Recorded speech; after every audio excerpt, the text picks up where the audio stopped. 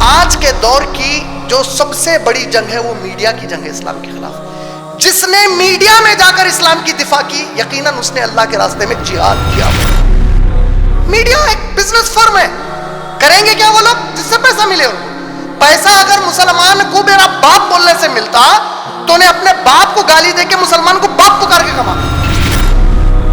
اور اگر پیسہ اس کو مسلمان کو گالی دینے سے ملتا تو انہیں ہر قسم کی اس کو گالی دے کے کماتا. پیسہ کمانا، ownership, that's the first filter. Media ہر دور میں یونیفائیڈ طریقے سے سب کے لیے ایک دشمن کو پیدا کر کے دنیا میں پیش کرتا. اس کے بعد ساری دنیا کو اس کے خلاف لگا دیتا. کیئر کی ایک ریسرچ رپورٹ ہے دا ہائیجیکڈ ہیٹ بول کر، دا ہیٹ ہائیجیکرز، دا ہیٹ ہائیجیکرز کے نام سے ایک رپورٹ ہے ان کی. انہوں نے کہا ہے کہ 2014 سے 2016 کے بیچ میں بٹوین 2014 ٹو 2016 1096 1096 امریکہ کے این جی اوز انہوں نے کیا کیا، 300 پلس اینٹی اسلامک آرگنائزیشنز کو $1.5 بلین ڈونیٹ کرے صرف اسلام اور مسلمانوں کے خلاف نفرت پھیلانے والے میڈیا پہ پروگرامز بنا. 1566 کے بعد وہ ہسٹورین، وہ مورخ کے مطابق جتنے خلافت کرنے والے عثمانی ترکی خلیفہ آئے یہ سب کے سب عیاش، نام اسلام کا ہوتا تھا، مسلمانوں کے خلیفہ تھے، لیکن ان کے پورے طور طریقے وہ تھے جس کا عرب خلافت سے یعنی خلفائے راشدین کے دور کی خلافت سے، ان اصولوں سے، شریعت کے احکامات سے کوئی خاص لحاظ اور کوئی تعلق نہیں تھا. بطور نام یہ لوگ مسلم خلیفہ یا مسلم حاکم تھے، لیکن ان کے جو طور طریقے تھے یہ ختم ہو چکے تھے. شروع کے 10 جملہ 23 خلیفہ آئے عثمانی، اور 1292 سے 1924 کے بیچ میں 23 عثمانی خلیفہ آئے. اس میں کہ شروع کے 10 1566 میں ختم ہو گئے. 1566 کے بعد کا جو دور ہے، اسی لیے آپ دیکھیں گے عثمانی خلافت کا جو سیکنڈ پارٹ بتایا جاتا وہ 1571 سے بتایا جاتا. 1571 کے بعد کے جتنے خلیفہ آئے یہ بہت ہی نکمے اور ناکارہ خلیفہ ہے.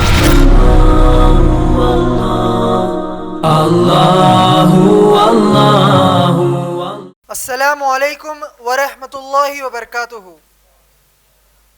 بسم اللہ الرحمن الرحیم. میں سماک حسین صدیقی باحیثیت ناظم جلسہ آپ تمام مرد اور خواتین کا IREF کے دفتر پر آج یعنی 3 جنوری 2021 عیسوی بروز اتوار کو تہہ دل سے استقبال کرتا ہوں. انشاءاللہ اس مجلس کے آغاز کے لیے میں IREF کے اسٹوڈنٹ قاری عبدالرحمن کو دعوت دیتا ہوں کہ وہ قرآن پاک سے قرات پڑھیں اور اس کا مفہوم پڑھیں. قاری عبدالرحمن. السلام علیکم ورحمۃ اللہ وبرکاتہ. میں عبدالرحمن بن محمد عبدالرشید احمد انشاءاللہ آپ تمام کے سامنے قرآن کریم کا سورہ مائدہ سورہ نمبر 5 کی آیت نمبر 50 کی تلاوت کروں گا، اور پھر سورہ نحل سورہ نمبر 16 کی آیت نمبر 125 سے لے کر 128 کی تلاوت کروں گا، اور پھر ان کی گئی آیات کا اردو میں مفہوم بھی سناؤں گا. اعوذ باللہ من الشیطان الرجیم. بسم اللہ الرحمن الرحیم.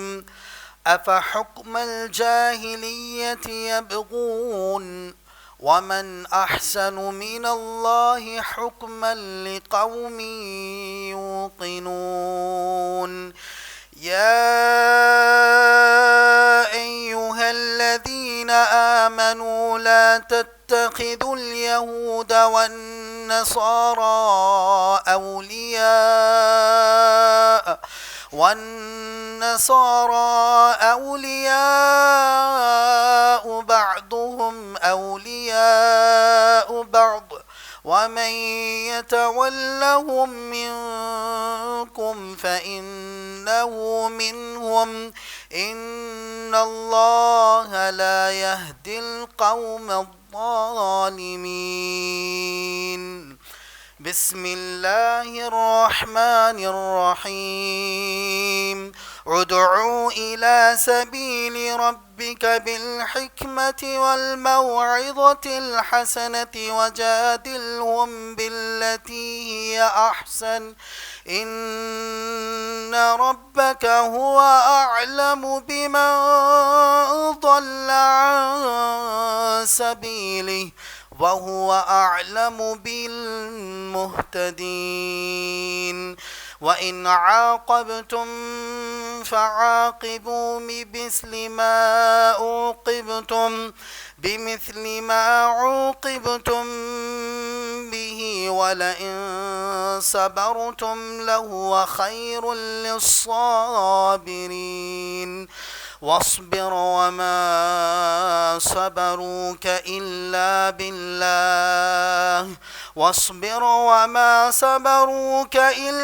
بالله ولا تحزن عليهم ولا تك في ضيق مما يمكرون إن الله مع الذين اتقوا والذين هم محسنون. آئیے اب ان آیات کا میں اردو میں مفہوم سناؤں. شروع اللہ کا نام لے کر جو بڑا مہربان نہایت رحم کرنے والا ہے. تو کیا وہ جہالت کے زمانے کا حکم چاہتے ہیں اور یقین رکھنے والوں کے لیے اللہ سے اچھا فیصلہ کس کا ہوگا؟ مومنو تم یہودیوں اور نصرانیوں کو دوست نہ بنایا کرو، وہ آپس میں تو ایک دوسرے کے دوست ہیں، اور تم میں سے جو ان کو دوست بناوے تو بے شک وہ انہی میں سے ہوگا. بے شک اللہ ان کو ہدایت نہیں کرتا جو خود ہی اپنے اوپر ظلم کرتے ہیں.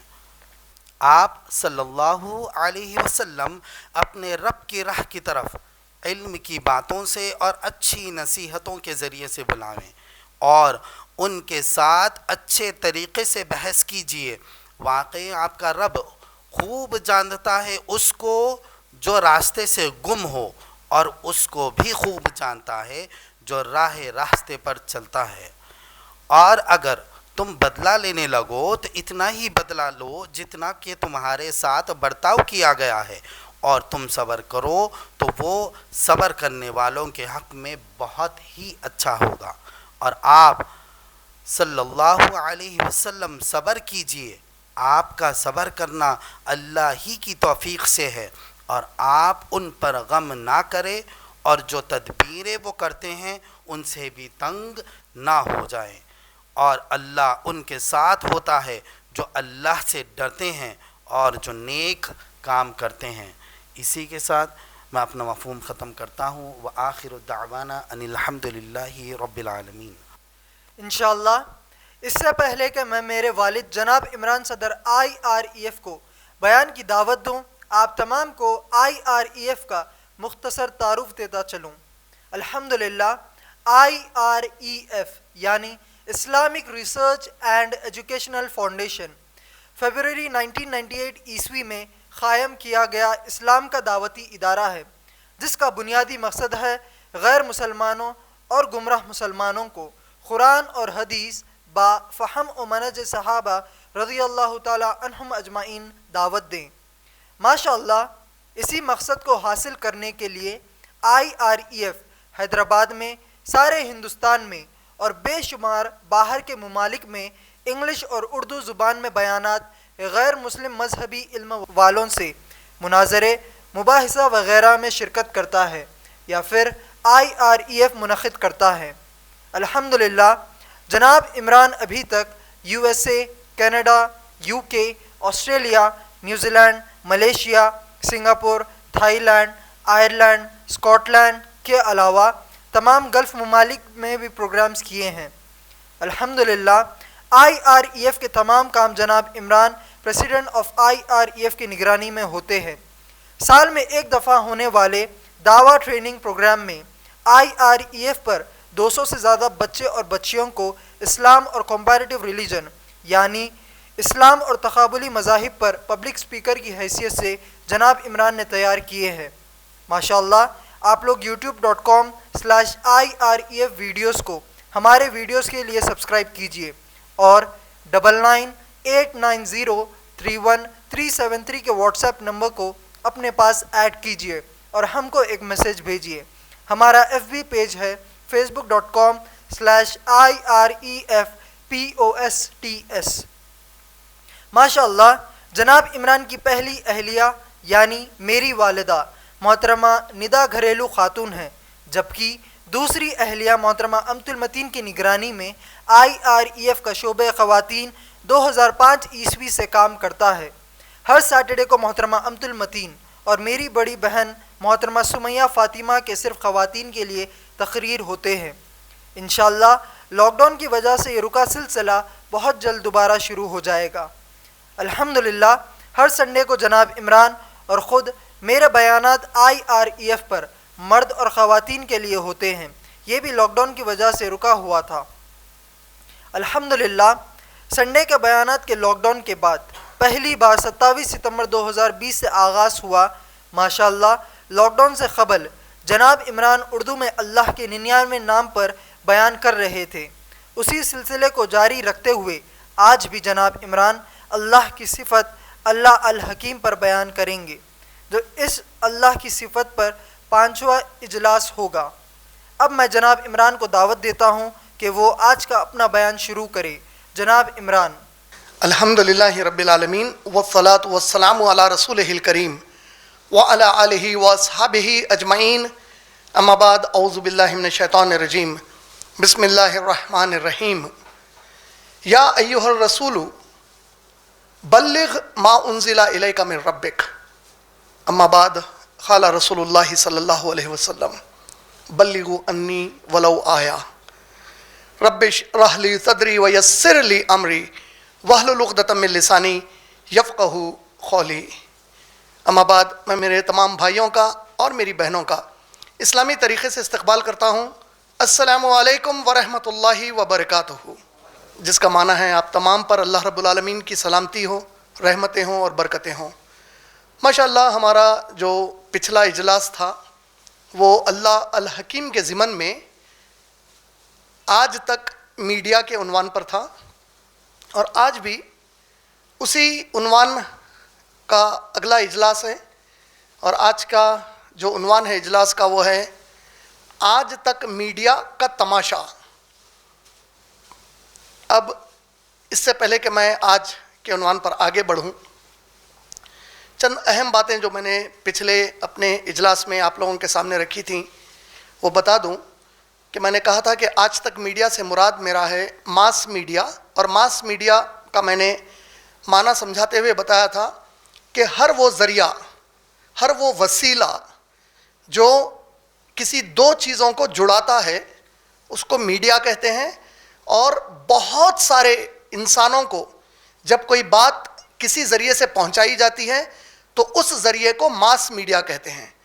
مثال کے طور پہ اگر میں فون کرتا ہوں تو یہ فون میرے اور میرے ساتھ ایک اور ساتھی کے بیچ میں یہ وسیلہ ہے یا میڈیا ہے، لیکن یہ ماس میڈیا ابھی نہیں ہے۔ ماس میڈیا ماسس تک میری بات کو پہنچانے والا جو میڈیا ہے اس کو ماس میڈیا کہا جاتا ہے۔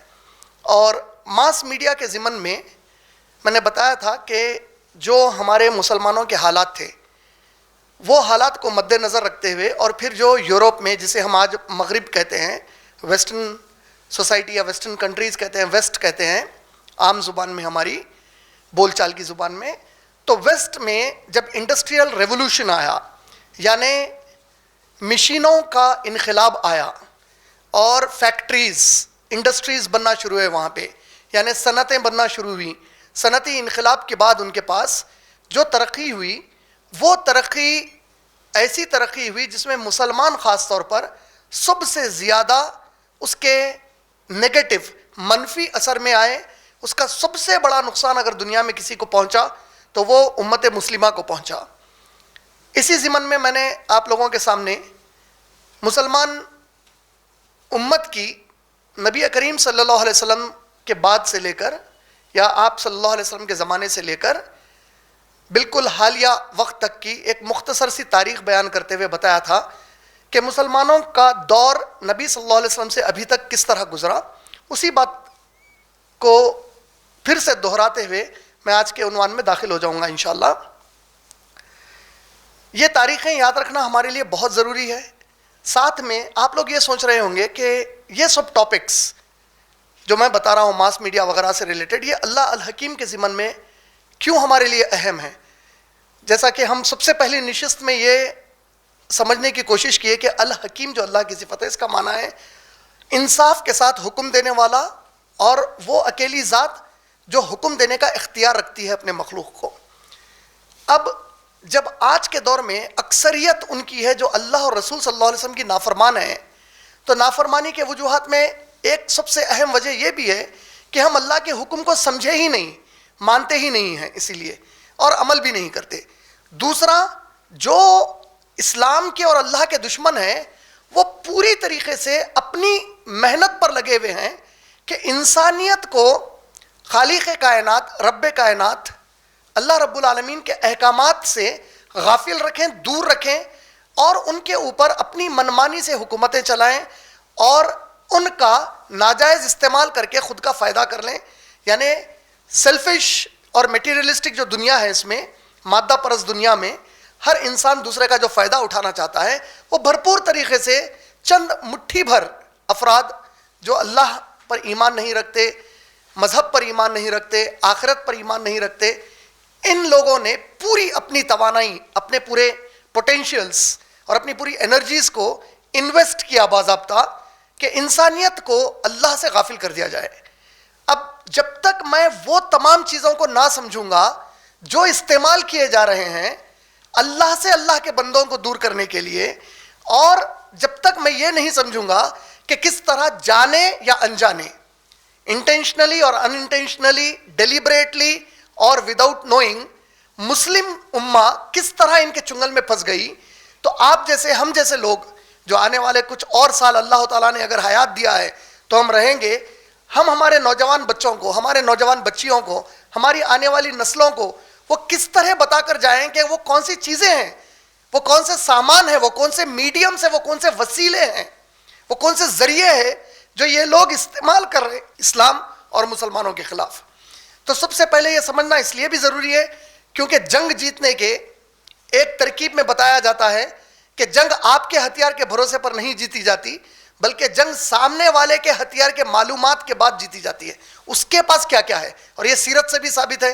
جنگ بدر سے پہلے جو سیرت کا واقعہ آتا ہے، اس میں نبی کریم صلی اللہ علیہ وسلم اور ابو بکر صدیق رضی اللہ تعالیٰ عنہ ایک بولی کے پاس گئے ہوئے تھے، اور کفار مکہ کا ایک شخص وہاں سے اسی بولی سے پانی لینے آیا۔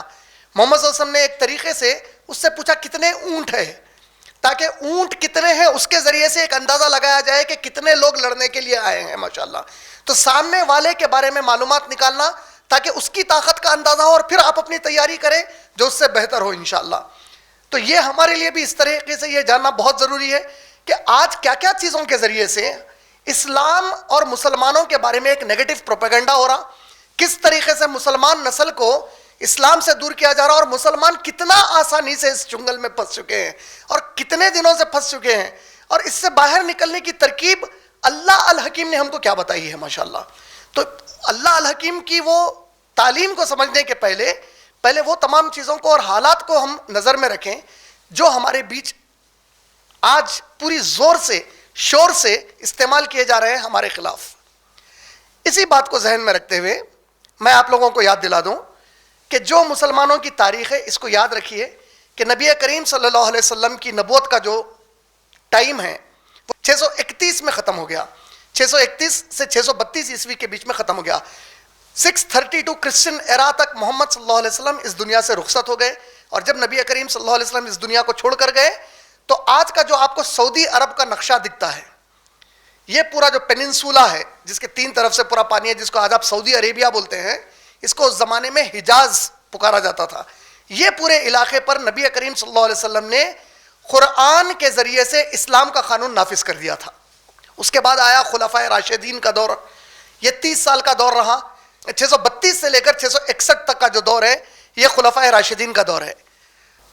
تو اگر آپ نبی کریم صلی اللہ علیہ وسلم کے دور کے بعد سے دیکھیں گے, یعنی 632 سے 661 تک لگ بھگ یہ 30 سال, یعنی 30 قمری سال اور 29 جو ہے ہمارے گریگورین کیلنڈر سے جو جنوری فروری کا مہینہ ہوتا ہے, یہ 30 سال تک خلفائے راشدین کا دور تھا. اور یہ 30 سال کے خلفائے راشدین کے دور کے بعد 661 سے لے کر 750 عیسوی تک, 750 کرسچن ایرا تک, 750 تک امید خلافت تھی, یعنی معاویہ رضی اللہ تعالیٰ عنہ اور ان کی اولاد کی خلافت تھی. معاویہ رضی اللہ تعالیٰ عنہ کی خلافت سب سے لمبی اور سب سے طویل خلافت مانی جاتی, جو لگ بھگ 20 سال کی خلافت تھی ماشاءاللہ. 661 سے آلموسٹ 680 تک وہ خلیفہ تھے. پھر اگر آپ غور کر کے دیکھیں گے تو معاویہ رضی اللہ تعالیٰ عنہ کی خلافت اور ان کے نسل کی جو خلافت ختم ہوئی امیت 750 میں ختم ہو گئی. 750 سے لے کر 1258 تک عباسد خلافت تھی, یعنی عبداللہ ابن عباس رضی اللہ تعالیٰ عنہ جو نبی صلی اللہ علیہ وسلم کے چچیرے بھائی تھے, ان کی جو نسل ہے ان لوگوں کی خلافت 1258 تک تھی. 1258 وہ سال ہے جس میں منگولین حملہ ہوا. اس حملے میں پہلی مرتبہ سب سے بری طریقے سے مسلمان امت کا نقصان ہوا نبی صلی اللہ علیہ وسلم کے بعد سے. جو میں نے پچھلے بھی اپنے بیان میں بتایا تھا کہ بیت الحکمہ نام کی جو لائبریری معاویہ رضی اللہ تعالیٰ عنہ نے قائم کی تھی, وہ مکمل طور پر تباہ کر دی گئی منگولیوں کے ذریعے سے 1258 میں, جس میں مسلمانوں کی بہت بڑی تباہی آئی. اور بعض علماء اور مفسرین 1258 کو بڑی اہمیت دیتے ہوئے یہ کہتے ہیں یہ وہ سال ہے جب منگولینز کا حملہ ہوا تو اللہ نے پہلی مرتبہ عربوں کے ہاتھ سے مسلمانوں کی رہنمائی اور رہبری کو کھینچ لیا. یعنی جو حکومتیں اللہ نے عربوں کو نوازی تھیں اور عرب سارے عالم پر مسلمانوں کے حکومت کر رہے تھے, یہ پہلی مرتبہ 1258 میں عرب نسل کی حکومت جو اسلام کے نام پر قائم تھی وہ ختم ہو چکی. لیکن 1258 میں اس کے خاتمے کے پہلے ایک اور اہم چیز ہوئی جو مصر میں ہوئی, ایجپٹ میں ہوئی, وہ تھی فاطمد خلافت, جو پہلی بغاوت کے ساتھ قائم کی ہوئی کھجہ شیعوں کی خلافت تھی, جسے آپ کھجہ شیعہ بولتے ہیں. اسماعیلی شیعوں کی پہلی عباسد سنی خلافت کے خلاف بغاوت کے بعد مصر میں قائم ہوئی تھی. یہ لگ بھگ 901 عیسوی میں قائم ہوئی. 1258 تک مکمل اسلامی خلافت عباسد کی تھی, اس کے ایک حصے میں مصر میں 901 میں یہ فاطمید خلافت قائم ہوئی. اسی فاطمید خلافت میں ایک سنی جنرل تھے جس کا نام تھا صلاح الدین ایوبی رحمۃ اللہ علیہ.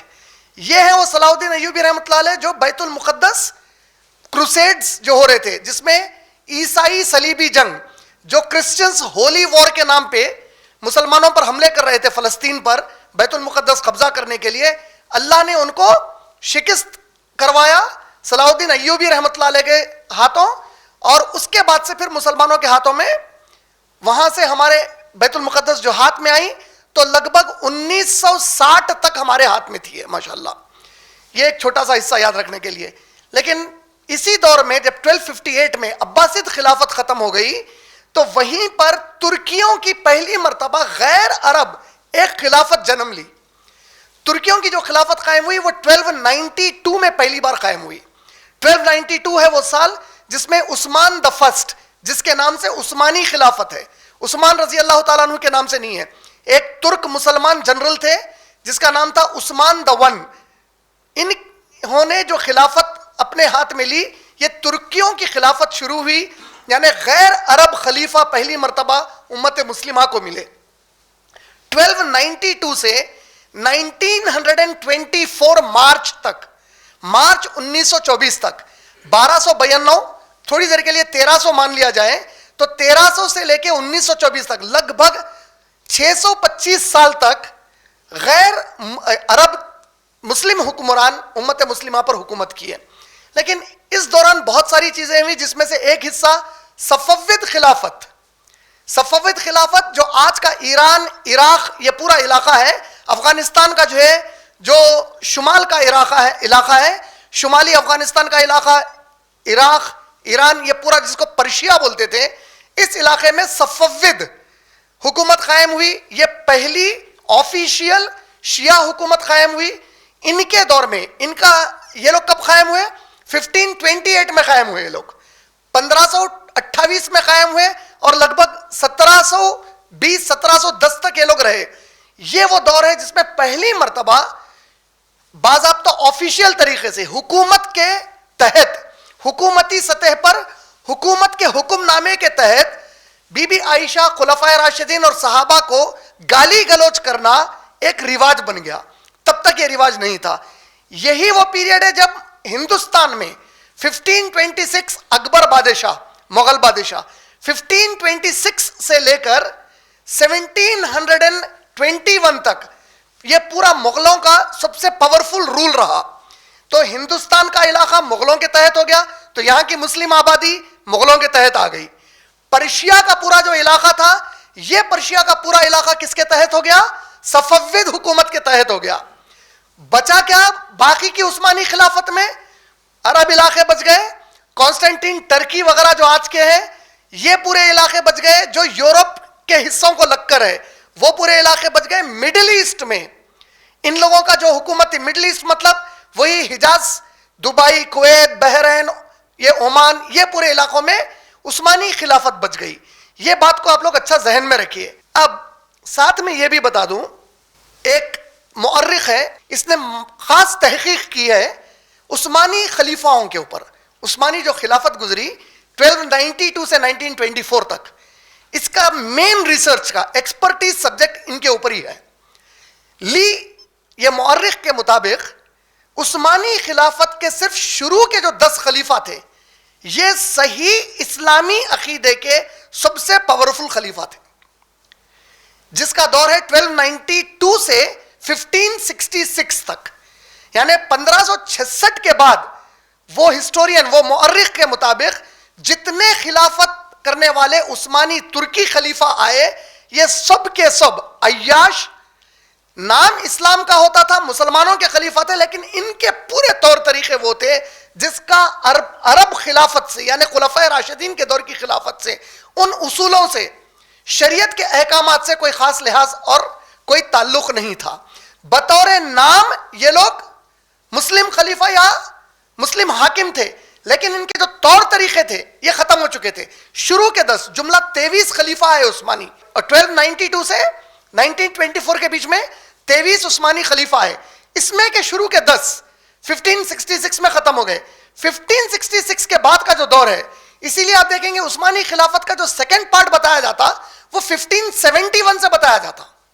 1571 کے بعد کے جتنے خلیفہ آئے یہ بہت ہی نکمے اور ناکارہ خلیفہ ہے. تو یہ ایک پارٹ اگین آپ لوگ یاد رکھیے. دیکھیے یہ تاریخ کیوں اہم ہے, ہم جب تک سمجھیں گے نہیں کہ زوال کہاں سے شروع ہوا ہمارا اور کتنے خطرناک طریقے سے شروع ہوا, تاریخ جانیں گے تو یہ سمجھ میں آئے گا. 1258 منگولیوں کا حملہ ہو گیا. 1292 عثمانی خلافت شروع ہوئی. طاقتور عثمانی خلافت ختم کہاں ہو گئی؟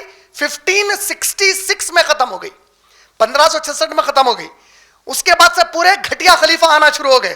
نام تو اسلام کا تھا, مسلمانوں کا نام تھا, ہر وہ کام تھا جس کا اسلام سے کوئی تعلق نہیں ہے. آج کئی ایسے بس ہمارے 57 مسلم ممالک میں سے آپ جانتے ہیں کہ کئی ایسے مسلم ممالک ہیں جو اپنے آپ کو شرعی قوانین بتاتے, لیکن ہر وہ چیز ان کے پاس موجود ہے شریعت سے جس کا کوئی تعلق ہی نہیں ہوتا. تو ایسا ہی یہ چل رہا تھا ان کے پاس. اسی طریقے سے اگر آپ غور کر کے دیکھیں گے, ہندوستان کے پورے علاقے میں جہاں مسلمان تھے یہ مغلز کے تحت ہو گئے تھے, اور 1700 کے بعد کا جو پیریڈ ہے پورا, اب یہاں سے تو انگریز آنا شروع ہو گئے.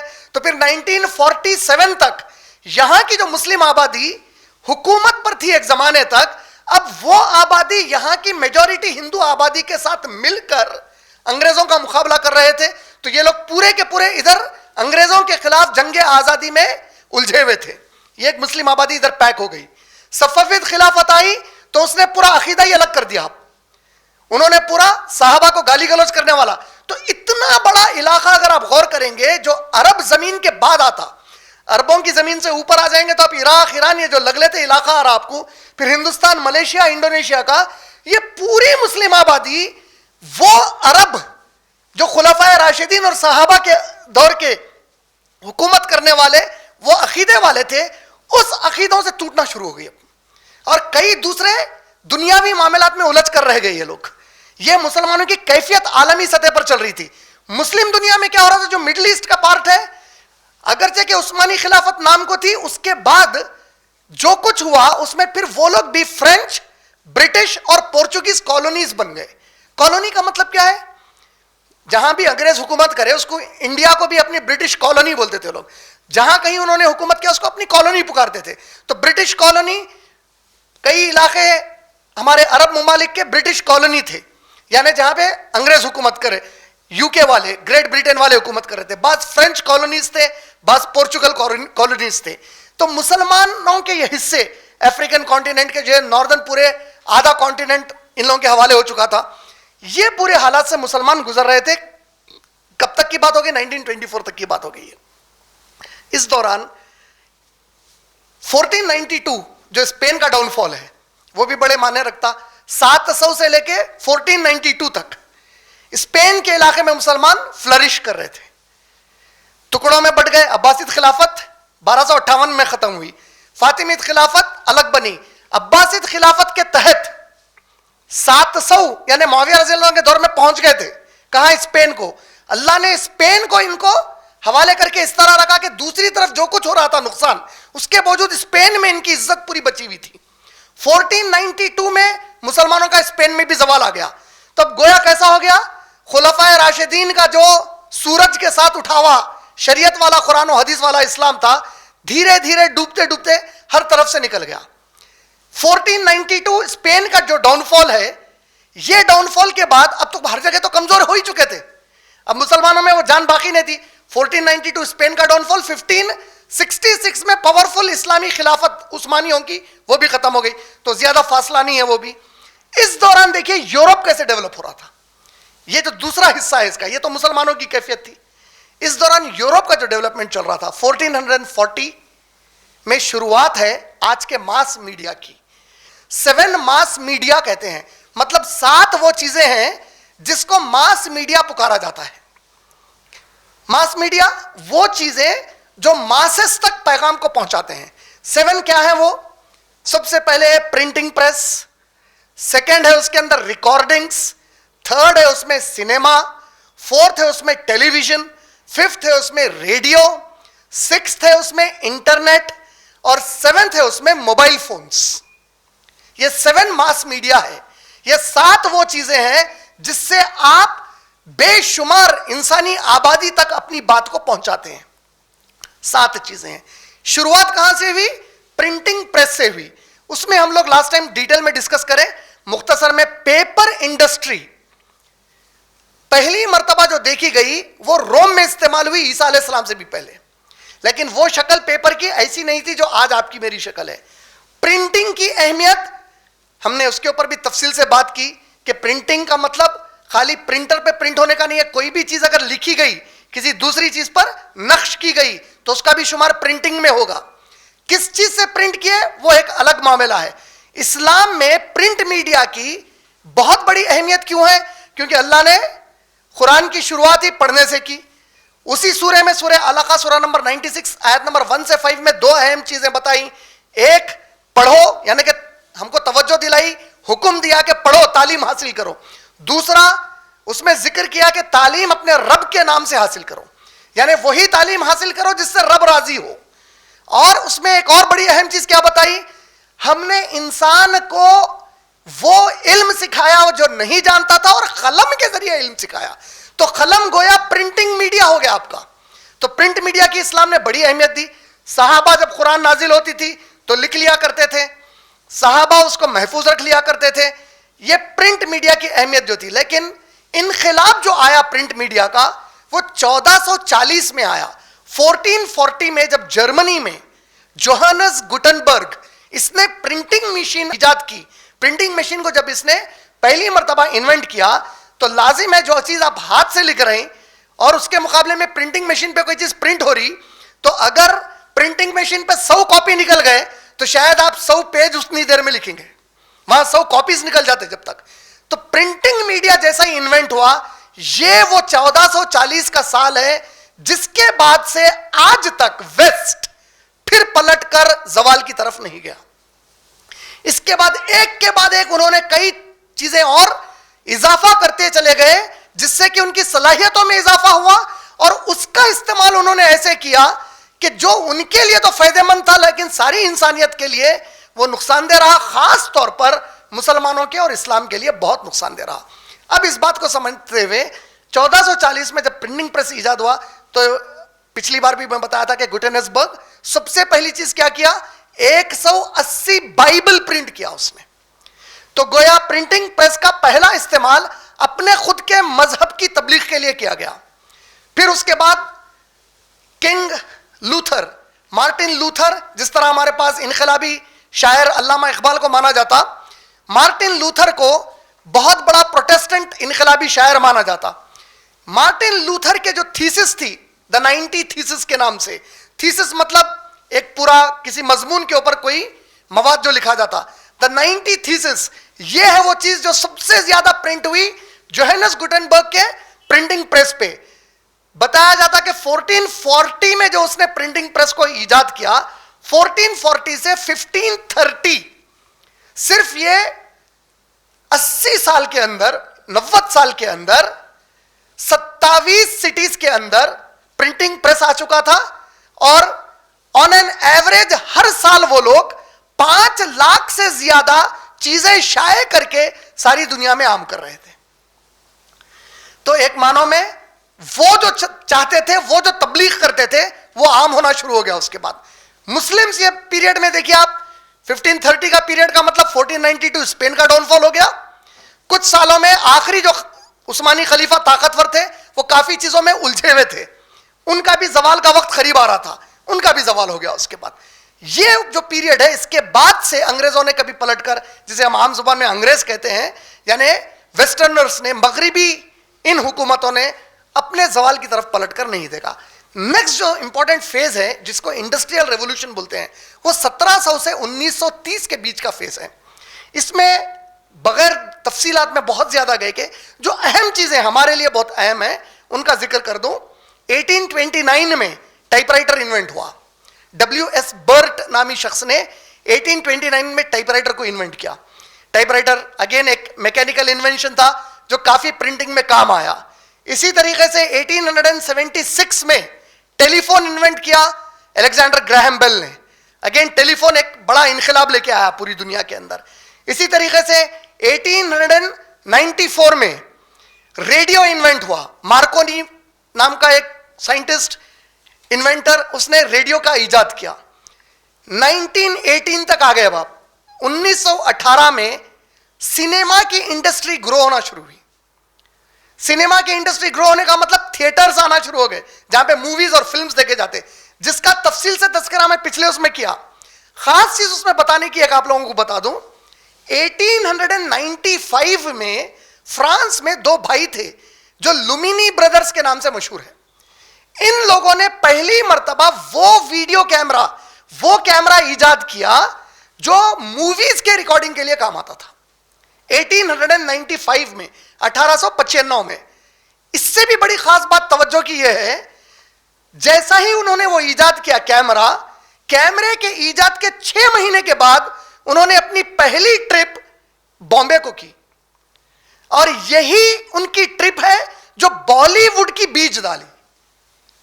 تو یہاں اگر آپ دیکھیں گے تو بالی ووڈ شروع ہوا کہاں پہ, انڈیا میں. بالی ووڈ کی شروعات 1900 سے 1930 کے بیچ میں موویز بننا شروع ہوئے. پہلے سائلنٹ موویز بنے, اس کے بعد سے ٹاکنگ موویز. ٹاکنگ موویز کو ہی ٹاکیز کہا جاتا ہے, جو اردو میں ٹاکیز ہو گیا. ٹاکیز کو گئے تھے وہ ٹاکیز, سنتوش سپنا ٹاکیز, آشا ٹاکیز. تو ایک ٹاکیز کیا ہے, actually English word talk, talk سے ٹاکیز ہے. وہ ٹاکیز, موویز, فلمز, تھیٹرز, یہ پورے اسی کے نام دیے گئے جہاں پہ لوگ جا کے مووی دیکھتے تھے. تو یہ 1900 سے 1930 انڈیا میں بالی ووڈ کا پک لینے کا ٹائم ہے. یہی وہ پیریڈ ہے جہاں پہ ہالی ووڈ ڈیولپ ہو رہا تھا. ہالی ووڈ امریکہ میں جو ڈیولپ ہو رہا تھا, اس کے پہلے یورپ میں سینما پروموٹ ہو رہا تھا, لیکن بریک لگ گیا یورپ کے اندر. کیوں لگا؟ کیونکہ 1914 سے 1918 کے بیچ میں عالمی جنگ ہوئی, فرسٹ ورلڈ وار ہوئی, تو موویز کا پروڈکشن یورپ میں گر گیا کیونکہ وہ لوگ پورے جنگ میں الجھے ہوئے تھے. یہ پیریڈ میں امریکہ میں موویز ڈیولپ ہونا شروع ہو گئے, اور وہاں پہ کیلیفورنیا وغیرہ میں باضابطہ انڈسٹریز بن گئے اس کے, جو بعد میں اگین وہ تفصیل میں نہیں جانا چاہ رہا ہوں.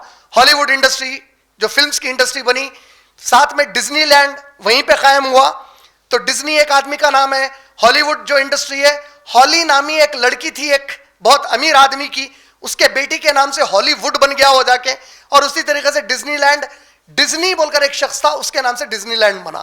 یہ ان کے پاس زور بنایا کہاں پہ؟ امریکہ کے اندر. اچھا خاص بات بتا دوں آپ لوگوں کو امریکہ کے اندر کے موویز کے بارے میں خاص طور پہ, 1964 تک امریکہ میں کسی بھی قسم کی ننگی مووی بنانا بینڈ تھا. 1964 تک کوئی پکچر ننگی اور آوارہ نہیں بنی تھی. 1915 میں امریکہ کے سپریم کورٹ کی رولنگ تھی کہ freedom of speech will not apply to movie makers Bol کے. کا مطلب کیا ہوا؟ آزادی خیال, آزادی رائے, یہ جو قانون میں امریکہ کے دیا گیا ہے یہ امریکہ کے مووی بنانے والوں کو اپلائی نہیں ہوگا بول دیا تھا امریکہ کا سپریم کورٹ. مطلب اس کے نام سے تم کچھ بھی بولیں گے ہو ہی نہیں سکتا. اور 1927 میں the Hays code, HAYS, Hays code کے نام سے the dos and don'ts, censorship جس کو بولتے آپ, سینسرشپ کے 29 قوانین بنائے گئے تھے امریکہ میں. آپ لوگ تعجب کریں گے 1927 کے قوانین کے تحت وہ لوگ کس لیتے ہوئے کوئی ہیرو ہیروئن کا سین نہیں بنا سکتے تھے مووی میں, ریپ سین نہیں بتا سکتے تھے, اٹمپٹ ٹو ریپ نہیں بتا سکتے تھے, کسی پولیٹیشین کا یا کسی بھی مذہب کے بارے میں کوئی نیگیٹو اسٹیٹمنٹ مووی میں نہیں رکھ سکتے تھے. یہ ان کے لاز تھے پورے 1927 میں. بائی 1950 تک جب دو بدماشوں کا سنگم ہوا, جب آپس میں ملے, کون دو بدماش؟ مووی بنانے والے اور کرپٹ پولیٹیشینز.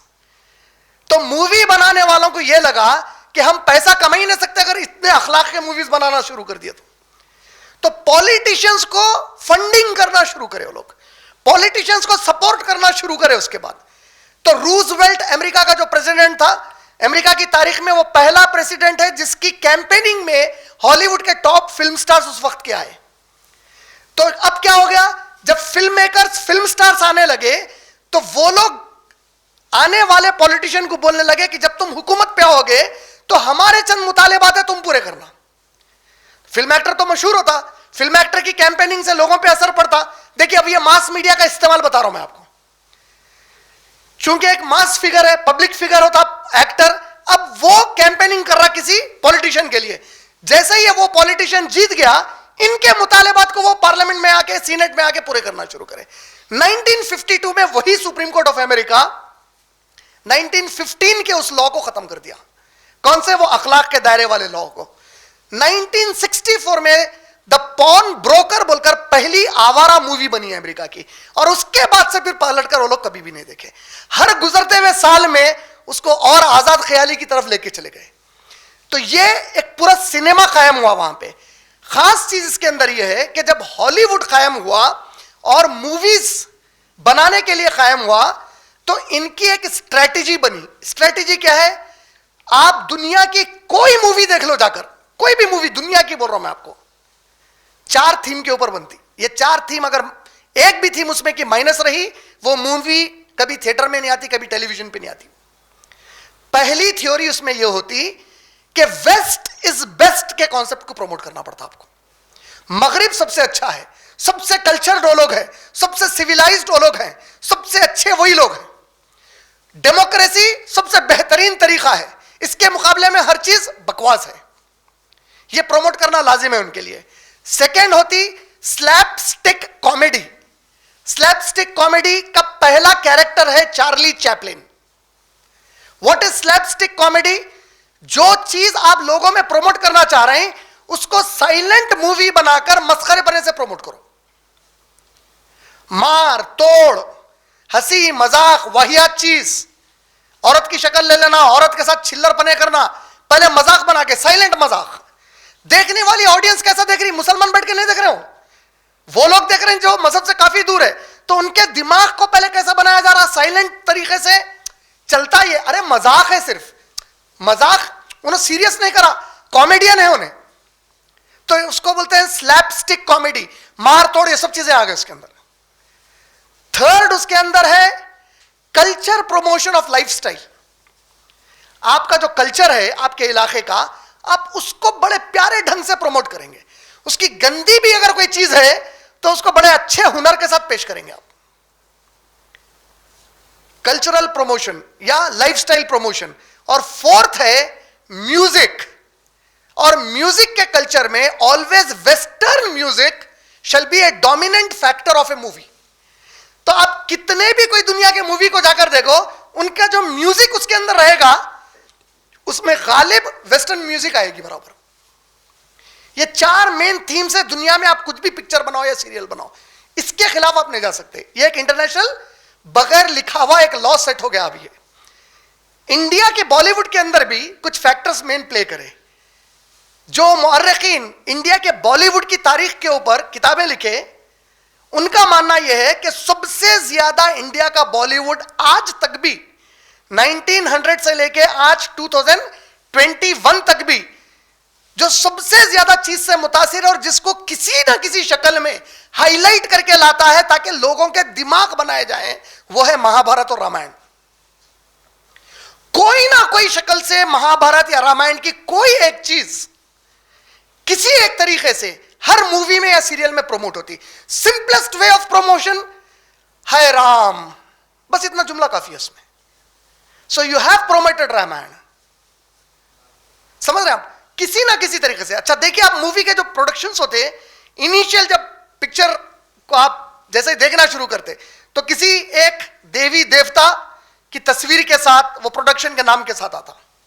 تو بالی ووڈ میں مہا بھارت اور رامائن ایپک کو میک شور کیے کہ اس کے ہر مووی میں اور سیریل میں کہیں نہ کہیں اس میں سے کسی ایک چیز کا ذکر آنا. سیکنڈ, یوگا, نتیا اور راسا, یہ 3 چیزیں رہنا سنسکرت کی. یوگا, نتیا اور راسا کا مطلب کیا ہے؟ راسا اور نتیا ڈانس کے ذریعے سے کوئی چیز بتانا. کتھک, کچی پوڑی, کتھکلی. تو ڈانس کہیں نہ کہیں انڈین ڈانس کا اسٹائل رہنا اس میں. موویز کے اندر اگر آپ غور کریں گے, کئی بار ایسا ہوتا کہ ہیرو کے پیچھے یا ہیروئن کے پیچھے یا کسی گھر میں نٹراجن کی جو آئیڈل لگی ہوئی رہتی, دا آئیڈل پاپولر فار ڈانس. تو ایک پروموشن ہے اس کا, وہ یہ اس کا خیال رکھا جائے گا. تھرڈ, جو ہمارا کلچر ہے انڈیا کا, کسی صورت بھی اس کی تعریف کے ساتھ اس کو پیش کیا جائے گا بالی ووڈ میں. اس کی جو تاریخ ہے اس کو بتا کر لوگوں میں شعور پیدا کریں گے کہ یہ ہمارا کلچر ہے, یہی بیسٹ کلچر ہے, یہ سب سے پرانا کلچر ہے. فورتھ, پرشین چیزوں کو ہائی لائٹ کیا جائے گا. پرشیا کی چیزوں کو ہائی لائٹ کیا جائے گا. کیوں؟ کیونکہ پرشیا بولتے سمجھ گئے نا, فارس, صفوی ڈائناسٹی, جہاں سے پورے وہ عقائد تیار ہوئے جو اصل نبی اور صحابہ کے عقائد کے برخلاف تھے. سکستھ, اپنی میوزک ایسا کمبائن کریں گے کہ ویسٹرن میوزک بھی اس میں شامل کریں گے, اپنی میوزک بھی جائے گی اور ویسٹرن میوزک بھی رہے گی اس کے اندر. یہ کانسیپٹس پر پورے بالی ووڈ کے مووی اور سیریل بنتے. یہ سب کیوں بتا رہا ہوں؟ آپ لوگ جب کبھی دیکھ رہے ہیں آپ کو یہ سب چیزوں سے پروگرامنگ کیا جا رہا. سمجھ رہے ہیں؟ یہ ہو گیا ایک سیکشن ماس میڈیا کے سنیما پارٹ کا. اچھا, یہ سب جو ہو رہا کیوں؟ ویسٹ کو پروموٹ کر رہے ہیں, ڈیموکریسی کو پروموٹ کر رہے ہیں, ہوا کیا آخر؟ تو اس کی ایک تاریخ ہے. ورلڈ آرڈر نامی ایک کتاب ہے جسے ہنری کسنگر نے لکھا. یہ ہنری کسنگر کون ہے؟ ابھی بھی وہ زندہ ہے. وہ 2 سے 3 امریکن پریزیڈنٹس کا سب سے اہم مشیر مانا جاتا ہے. آج بھی دنیا کے سب سے بڑے متفکرین میں سے, تھنک ٹینکس میں سے one of the top most think tank مانا جاتا آج بھی وہ. ہنری کسنگر ایک بک لکھا جس کا نام ہے دا ورلڈ آرڈر. یہ جو کتاب اس نے لکھی, اس کے صفحہ نمبر 2 اور 3 میں اس نے بڑی اہم بات ساری دنیا کے سامنے پیش کی. اس نے کہا 1618 سے 1648, 1618 سے 1648 میں, یہ 30 سال میں یورپ کے اندر لڑایا ہوئے آپس میں. کس کے لڑایا ہوئے؟ Catholics versus Protestants, France versus Italy, Italy versus England, England versus, example دے رہا ہوں, انگلینڈ ورسز پورچوگل. یعنی یورپ والے آپس میں لڑ رہے تھے. کتنے سال لڑے؟ 30 ایئرس تک لڑے. ان 30 سالوں میں 1618 سے 1638 تک, 1618 سے 1638 تک, ان 30 سالوں کی لڑائی میں 1/3 یورپین پاپولیشن کو موت کے گھاٹ اتار دیے لوگ. 1/3 یورپین آبادی موت کے گھاٹ اتار دی گئی. سمجھ رہے ہیں آپ؟ لیکن کبھی ماس میڈیا میں اس کا ذکر ہے, صحابہ کے فتوحات کے ظلم کے ساتھ ہوئے, یہ ذکر ہے. سمجھ رہے ہیں ماس میڈیا کیسا یوز ہو رہا؟ اس کا کبھی بھی ذکر نہیں ملیں گا آپ کو. 1/3 یورپ کی آبادی کو اڑا کے پھینک دیے. اور یہ جنگیں ہوئی 2 وجوہات پر. ایک مذہب بنیاد تھی, دوسرا علاقہ, نیشنلزم اینڈ ریلیجن کے بنیاد پہ ہوئے. وہاں تو مسلمان ابھی تھے ہی نہیں جہاں لوگ لڑ رہے تھے. یورپ میں, فرانس وغیرہ میں لڑائی پوری آپس میں یہی خود کر رہے ہیں. یہ 30 سال کی جب جنگ چل رہی تھی اور اتنی بڑی تباہی ہوئی, تو ان لوگوں نے ڈیسائیڈ کیا کہ بھائی اب لڑائی بند کریں گے, بیٹھ کر کچھ ایک فیصلے پہ پہنچیں گے ہم لوگ. سمجھ میں آ رہا؟ کسنگر کہتا ہے وہ جو بیٹھ کر انہوں نے فیصلہ کیا, 400 سال پرانا ورلڈ آرڈر ہے جو آج تک چل رہا تمہارے لیے. انہوں نے ڈیسائیڈ کیا کہ دنیا اب کیسے چلے گی. سمجھ رہے ہیں آپ؟ 1638 میں فائنلی جنگ ختم کر دی لوگا. 2038 آ گیا تو ایگزیکٹ 400 سال ہو جاتے. 2021 چل رہا, 2038 آ گیا, 400 سال ہو جاتے.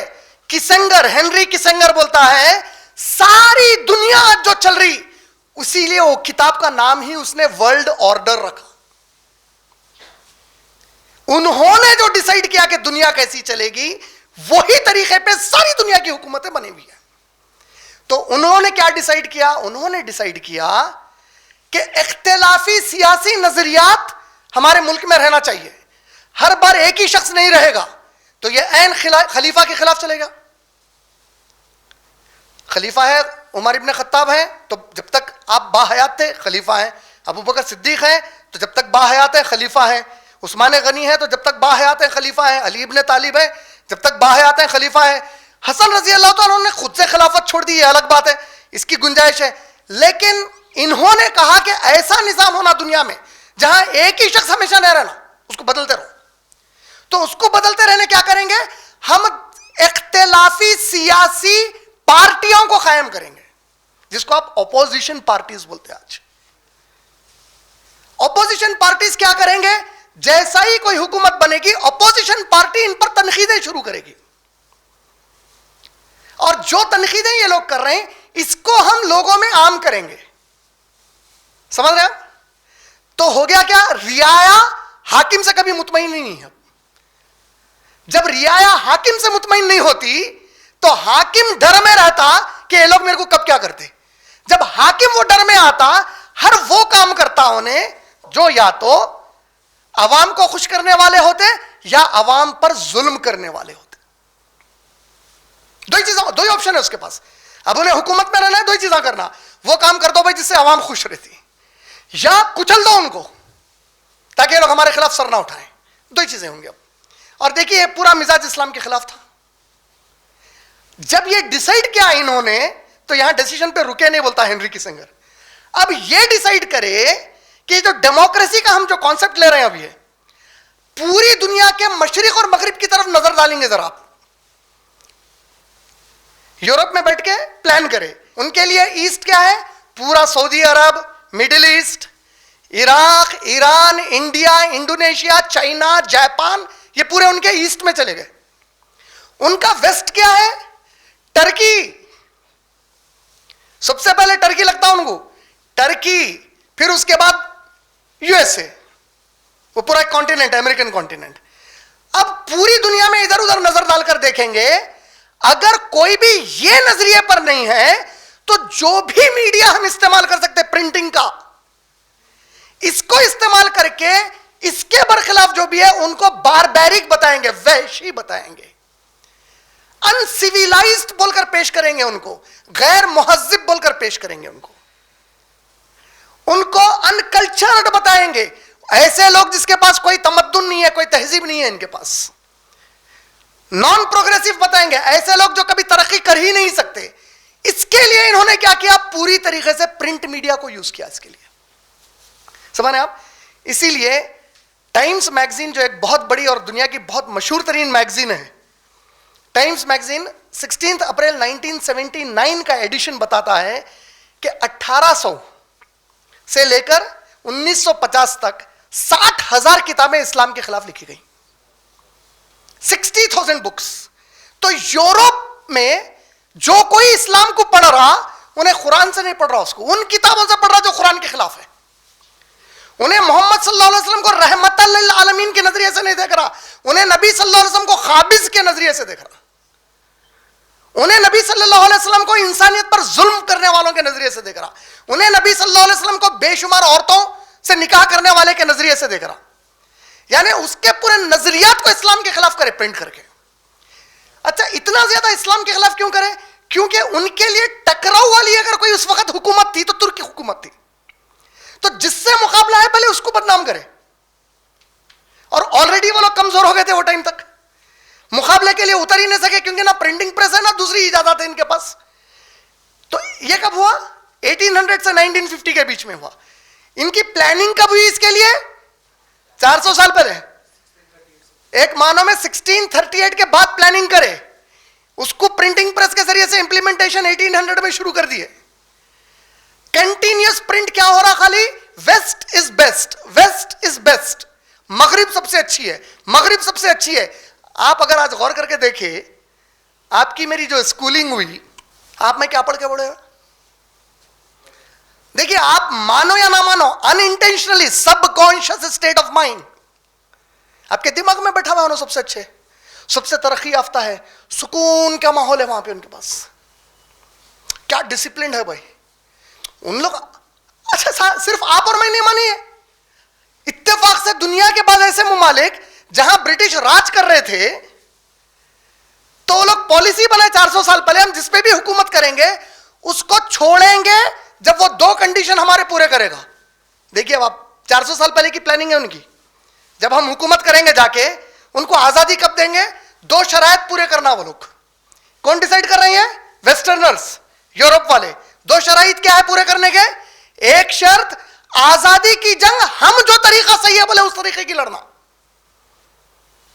जिसको हम रिवाज बोल रहे हैं, हाँ ये तरीका है लड़ने का, ये सही तरीका है लड़ रहे हैं, सो तुम ये तरीके से जो लड़ेंगे ना, ये पहली शर्त। दूसरी, ये हमको इत्मीनान दिलाना कि जब हम छोड़ के जाएंगे ना, उसूल आगे भी वो लोग वही फॉलो करेंगे जो हम अच्छे उसूल बोल के गए।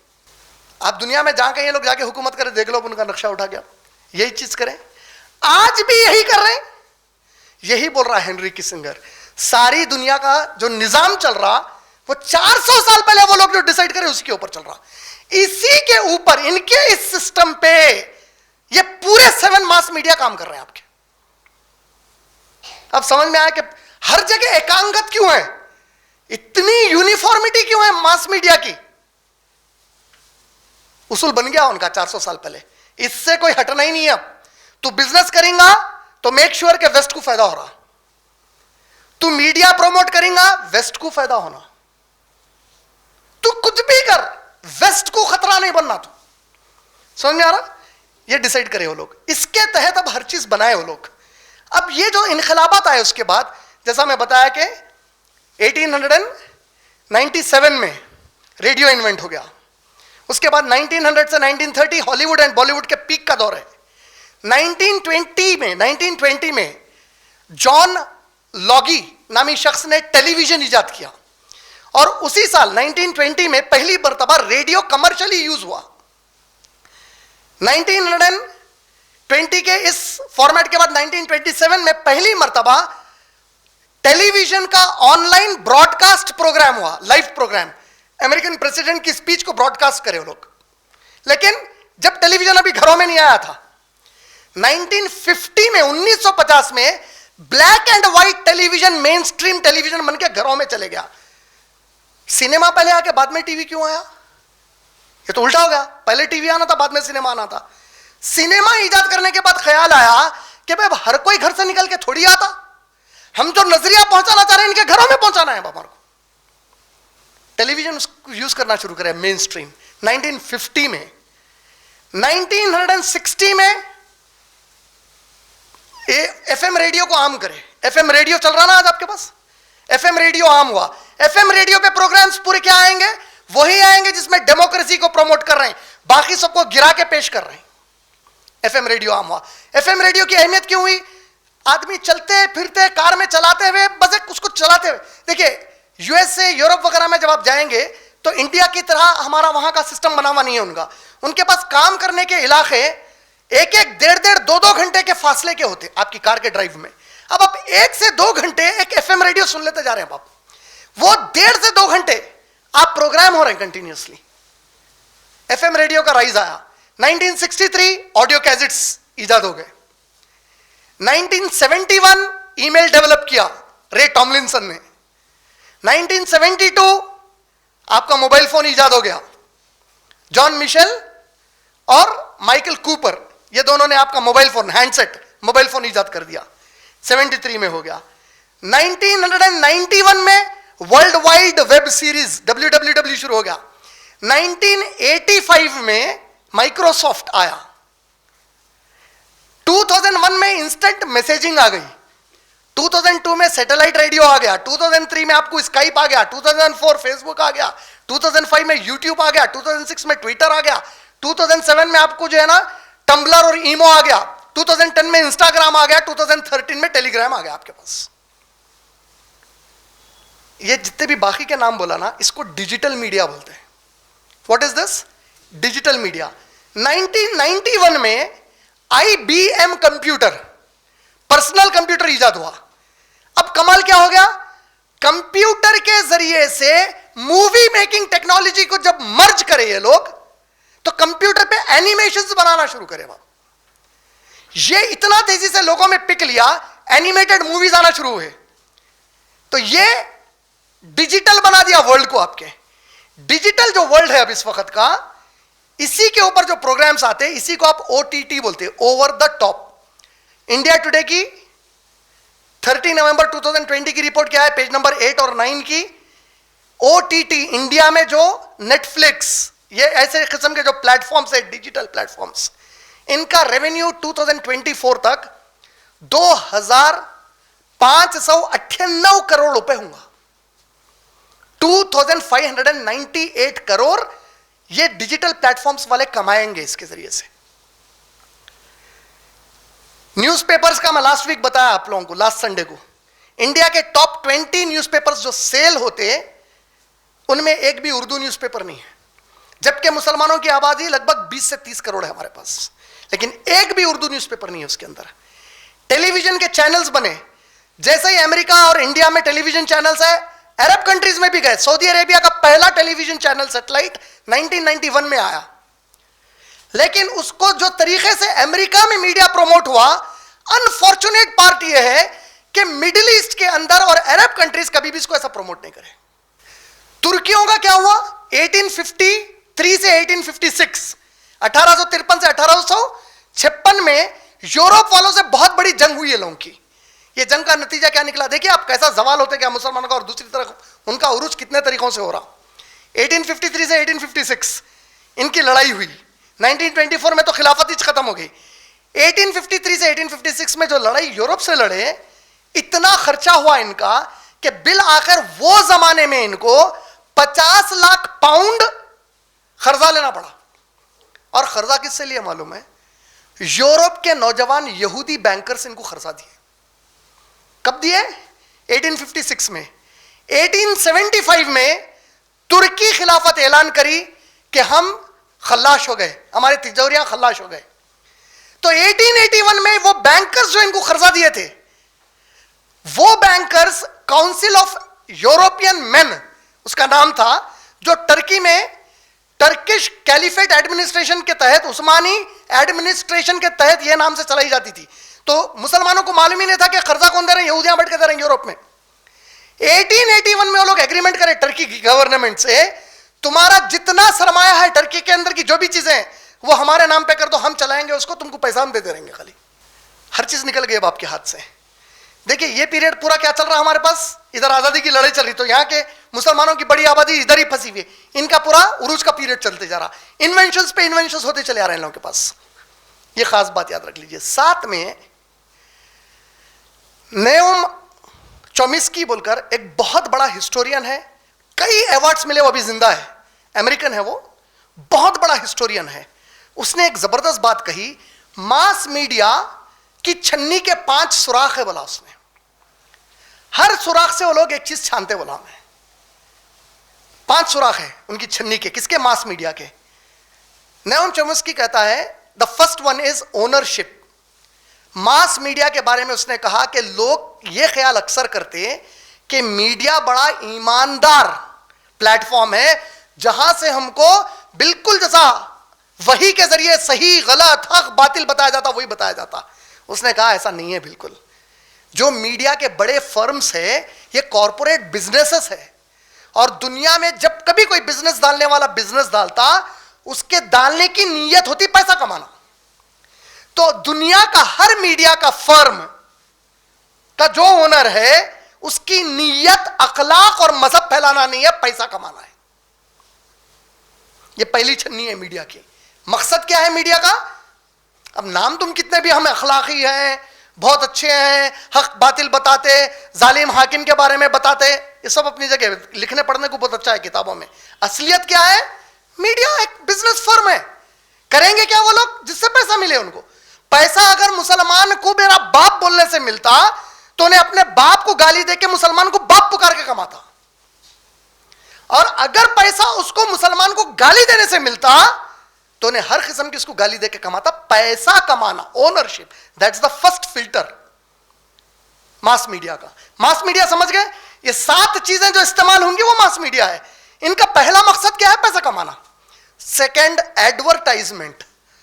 ایڈورٹائزمنٹ کا مطلب نیوم چومس بولتے ہیں کہ یہ فخاٹ رہتے ہیں میڈیا فرمز, اتنی ان کی اوقات نہیں رہتی کہ خود کا پیسہ ڈال کے چلتے رہے ہمیشہ.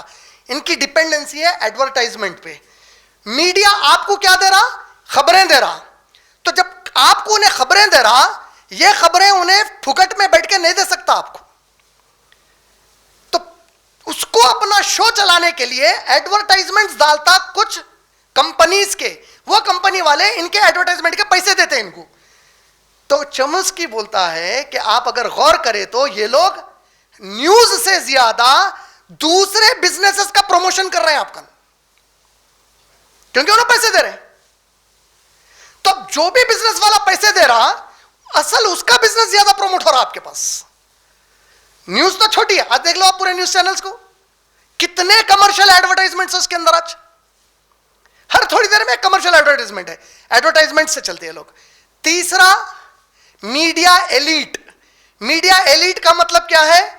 میڈیا کے جتنے بڑے یہ کارپوریٹرز ہیں, کارپوریشنز ہیں, ان کو معلوم ہے کہ ہم حکومت سے پنگا لے کے بچے ہوئے نہیں رہ سکتے, اور حکومت کو یہ معلوم ہے کہ میڈیا کو مکمل قابو نہیں کر سکتے.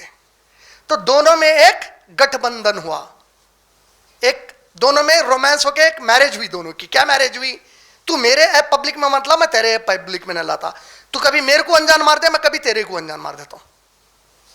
سمجھ رہے؟ تو میڈیا اس کا بھرپور فائدہ اٹھاتا, حکومت کے ایپ چھپاتا.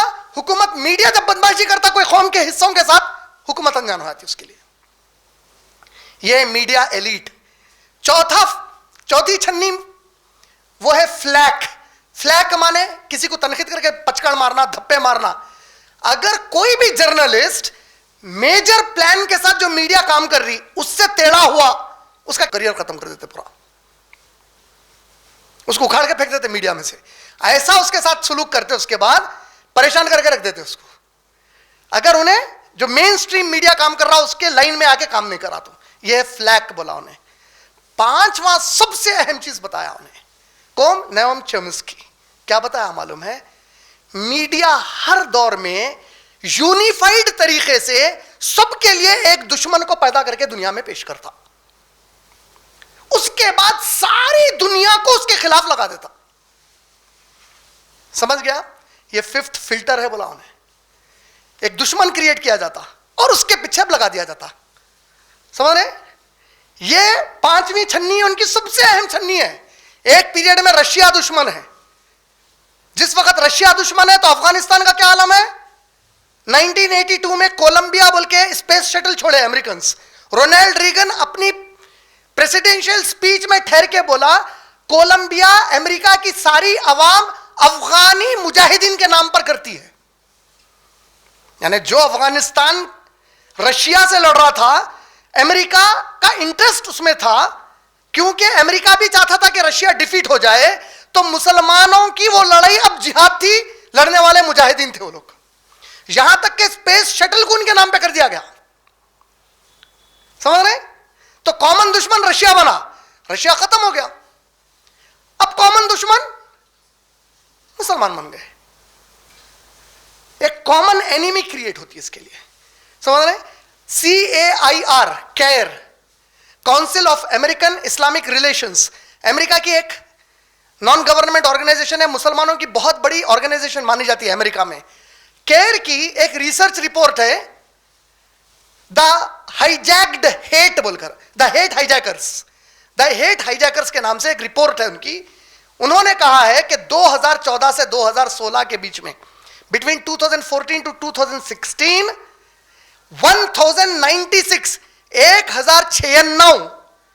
امریکہ کے NGOs انہوں نے کیا کیا, 300+ اینٹی اسلامک آرگنائزیشنز کو $1.5 بلین ڈونیٹ کرے, صرف اسلام اور مسلمانوں کے خلاف نفرت پھیلانے والے میڈیا پہ پروگرامز بنانے کے لیے. سمجھ رہے ماس میڈیا کیسا یوز ہوا؟ دیکھو آپ, ایک رپورٹ کے مطابق اگر کوئی بھی ٹیررسٹ اٹیک نان مسلم کرتا ہے اور وہ رپورٹ بن کے آ گئی, جیسا 29 دسمبر 2020 Times of India page number 10 پہ اینتھنی نامی ایک شخص نے نیشویل US سٹی میں ایک کار رکھ کے سوئسائڈ بومبنگ کی, کار اڑا دیا انہیں پوری. کتنوں کو معلوم ہے اس کے بارے میں؟ رپورٹ آئی بھی چلی بھی گئی. رپورٹ کہتی ہے اگر وہی کوئی مسلمان کرتا 397% ٹائم پبلسٹی اس کی اور زیادہ ہوتی تھی, کیونکہ ذہن بنا چکا ہے میڈیا. میڈیا کے مقاصد میں کیا ہے؟ سب سے پہلا مقصد کسی ایک فکر کی وکالت کرنا اور اس کی تبلیغ کرنا, یہ پہلا مقصد ہوتا اس کا. ان کا دوسرا مقصد ہوتا عالمی تجارتی ادارے, ورلڈ ٹریڈ آرگنائزیشنز جو ہوتے, جتنے بھی ٹریڈ بزنس آرگنائزیشنز ہوتے, ان سے پیسے اصول کرنا اور ان پہ اپنی دھونس جما کے رکھنا. دھونس کیسا جماتے؟ ایک میڈیا میں رپورٹ ڈال دیے کہ پیپسی کولا کے اندر جو کیمیکلز ملائے گئے اس سے 10 لوگ بیمار پڑ گئے. کیا ہوا اس کے بعد؟ اب میگی کا ہوا تو اب دھونس ان کی ہے, اچھا ہم یہ رپورٹ نہیں ڈالتے تمہارے خلاف کچھ بھی, تمہارے کو پروموٹ کرتے, پیسے لاؤ. ان کا سیکنڈ مقصد ہوتا جینے کے لیے. ان کا تھرڈ مقصد میڈیا کا کیا ہے؟ انسانی خدمت. یہ کام بظاہر تو اچھا کرتے, کہیں بھی اگر قدرتی تباہی آئی تو اس کو بتا کے وہاں تک انسانی ہمدردی پہنچانے کی کوشش کرتے, لیکن اس میں بھی بزنس کرتے کئی جگہوں پہ. آپ کو معلوم کیسا کرتے بزنس؟ 100 لوگ مرے تو 1000 لوگ مرے, یہی ویکسین سے فائدہ ہو رہا, بلکہ وہ ایک ویکسین کو پروموٹ کرتے اس کے بعد, تو وہ ویکسین والے ان کو پیسے دیتے پھر. سمجھ رہے نا؟ تو تیسرا ہے انسانی خدمت. چوتھا انسانی آبادی کے, بڑے آبادی کے سیکٹر کے اوپر الگ الگ پروگرامز کے ذریعے سے کسی نہ کسی طریقے سے وہ اثر ڈالنا جو حکومتیں چاہتی ہیں کہ عوام پہ اثر پڑے. کئی پروگرامز کرتے اس کے تحت, vaccine program, free education program, minorities program, dance and culture program, education promotion program. چھوٹے چھوٹے ناموں سے کرتے, آپ کو سمجھ میں بھی نہیں آتا ہو, لیکن ایک مقصد کو پورا کر کے آپ کی سائیکالوجی بناتے اس میں. سمجھ میں آ رہا؟ اسی طریقے سے ان کا ایک اور مقصد کیا ہوتا؟ ان کا ایک اور مقصد یہ ہوتا کہ جتنے سیاسی قائدین ہیں دنیا کے, ایک مخصوص سیاسی جو طریقے پہ وہ لوگ چل رہے ہیں, اس طریقے کو پروموٹ کر کے اسی کو عوام پر مسلط کرنا. اور ان کا ایک اور مقصد ہوتا کسی ایک مکتبہ فکر, تمدن, مذہب یا کسی عقیدے کو پروموٹ کرنا اور اس کے مقابلے میں ٹھہرے ہوئے عقیدے کو اور اس کے خلاف جتنی چیزیں اس کو گراتے رہنا. تو آج پورا میڈیا ایسی یوز ہو رہا. بہت ساری اور چیزیں ہیں جو ہم سیکھ بھی سکتے ہیں, سمجھنے کے لائق ہے, ہمارے لیے بہت غور و فکر کرنے کے لائق ہے. ان سب کی توڑ اور بہت ساری چیزیں جو شاید انشاءاللہ میں آنے والے پروگرام میں بھی بتاؤں گا, ان سب کی توڑ اتنی آسان دی گئی ہے اسلام میں الحکیم کے تحت. سورہ مائدہ سورہ نمبر 5 کی آیت نمبر 67 میں اللہ نے کہا یا ایھا الرسول، اے میرے رسول صلی اللہ علیہ وسلم، یا ایھا الرسول بلغ ما انزل الیک من ربک، آپ کے رب نے آپ پر جو نازل کیا آپ یہ پیغام دوسروں تک پہنچاؤ. یہی ہے ماس کمیونیکیشن. ماسس تک، ماس پبلسٹی بول رہے ہیں نا اللہ تعالیٰ، سب تک پہنچاؤ. ماس میڈیا بناؤ اس کو. آپ کس کو؟ اس کو بناؤ. ان کا قصہ انہوں پیر اٹھا کے ٹھہرے، پیر لیٹ کے ٹھہر گئے. میری کتاب کو سب تک پہنچاؤ، یہ پیغام کو پہنچا دو سب تک. اور اگر آپ نے یہ کام نہیں کیا میرے نبی تو آپ نے رسول ہونے کا حق ادا نہیں کیا. اللہ اکبر. تو اب آپ اور میں امت ہونے کا کیسا حق ادا کر رہے ہیں جبکہ یہ کام کر رہے ہیں؟ نبی کو بول دیا گیا کہ آپ رسول ہونے کا حق ادا نہیں کر رہے ہیں اگر یہ کام نہیں کر رہے تو میں رسول کی امت ہونے کا کیسا حق ادا کروں گا جب تک کہ یہ ماس کمیونیکیشن نہیں کروں گا اس کا. تو پھر اللہ کیا وعدہ کر رہے ہیں معلوم ہے؟ یہ ترقی وہ ترقی، ان کے سب چیزیں دکھ رہے ہیں نا. واللہ یعصمک من الناس، ان میں سے جو بدماش تم کو نقصان پہنچانا چاہیں گے تمہارا رب تمہاری ان سے حفاظت کرے گا. انہوں ایک پورا ماس میڈیا کا مقصد لے کے چل رہے ہیں، تم کچھ بھی نہیں اس کی ایک ہی توڑے بول رہے ہیں. یہ تم اس کو ماس میڈیا بناؤ بول رہے ہیں. سمجھ رہے نا؟ تم اس کی تبلیغ پہ لگ جاؤ، انہوں کچھ بھی کرنے دو، تمہاری حفاظت میں کروں گا. اس کے بعد بول رہے ہیں اللہ تعالیٰ. سمجھے؟ آیت ختم کہاں ہو رہی معلوم ہے؟ تعجب کی بات ہے. آج غور کرا پہلی بار. اور اللہ کافروں کو ہدایت نہیں دیتے بول رہے ہیں. یعنی اللہ کی نظر میں جو اس کی تبلیغ دوسروں تک نہیں کرا، اس کا ماس کمیونیکیشن نہیں کیا، اس نے کفر کیا اللہ کی نظر میں. ایمان لا کے نہیں کرا، میں بھی ہدایت نہیں دیتا یہ کافر کو، یہ نافرمان کو بول رہے ہیں. ایمان لایا نا، یہ اللہ کی کتاب ہے. ایمان لایا نا، یہ سب کے لیے ہے. پہنچایا سب تک؟ نہیں پہنچایا، پکڑ لے کے بیٹھ گیا. میں ہدایت نہیں دیتا، آپ کافروں کو بول رہے ہیں. اللہ اکبر. اور صحیح بخاری جلد نمبر 4 حدیث نمبر 3461 کیا ہے؟ دیکھیے آپ، بلیغوا انی ولو آیا، ایک بات اگر تم کو میری معلوم ہے دوسروں تک پہنچا دو. یہ ماس میڈیا نہیں ہے. ماس میڈیا ہو گیا نا. ماس میڈیا کا مطلب ہی کیا بولے؟ ماسس تک بات پہنچنا. انہوں ماسس تک بات پہنچانے 7 چیزیں یوز کرے، وہی 7 چیزیں تم یوز کرو اس کو پہنچانے. اتنا سمپل اللہ حکیم کا فارمولا ہے اللہ کی طرف سے. تم یہ کرو، ان کی ہر چیز کو توڑ دوں گا بول رہے ہیں اللہ تعالیٰ. میں تم کو غالب کر دیتا ہوں. اس کے بعد بول رہے ہیں یہ تم چھوڑ دیں گے تو پھر اب بھیڑو ان سے. تمہاری صلاحیت ہے تو بھاری پڑو، ورنہ وہ تم پہ بھاری پڑیں گے جا کے. اور ہم کو تو معلوم ہے کہ ہم کہیں سے اس صلاحیت میں ہے ہی نہیں کہ ان سے مقابلہ کر سکیں. آج ابھی بھی موقع ہے. جتنے یہاں پہ بیٹھے ہیں جتنا سنیں، یہ پہنچانے کی کوشش کرو دوسروں تک. پیچھے لگ جاؤ، اپنے گھر والوں کے پیچھے لگ جاؤ کہ پلٹو آپ لوگ، اللہ کے دین کی تبلیغ کرو، اللہ کی طرف دعوت دینے والے بنو، اللہ کا تعارف دینے والے بنو. آپ لوگ جو مسجدوں کو جمعوں کو جاتے ہیں وہاں کے خطیبوں کو بولو بھائی آپ لوگوں کے جو خطبے چل رہے ہیں ہر جمعے کو ایک اللہ کی صفت پہ بیان کرنا شروع کرو. یہ باقی کے سب ٹاپکس بعد میں کریں گے. اللہ کا تو پہلے مسلمانوں کو تعارف ہونے تو پہلے.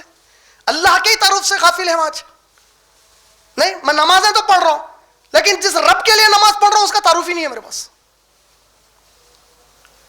اسی لیے عبادتوں میں ہمارے وہ مزہ نہیں ہے، اسی لیے ہماری عبادتوں کی وہ کیفیت نہیں ہے، اسی لیے وہ نتیجے نہیں ہے جو صحابہ کو ملے.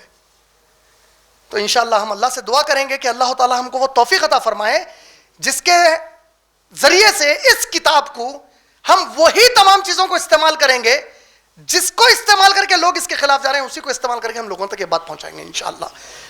اور یہ بھی آج کے جو اکابر علماء ہیں ان کا قول ہے، آج کے دور کی جو سب سے بڑی جنگ ہے وہ میڈیا کی جنگ ہے اسلام کے خلاف. جس نے میڈیا میں جا کر اسلام کی دفاع کی یقیناً اس نے اللہ کے راستے میں جہاد کیا بولے. وآخر دعوان الحمدللہ رب العالمین. السلام علیکم ورحمۃ اللہ وبرکاتہ.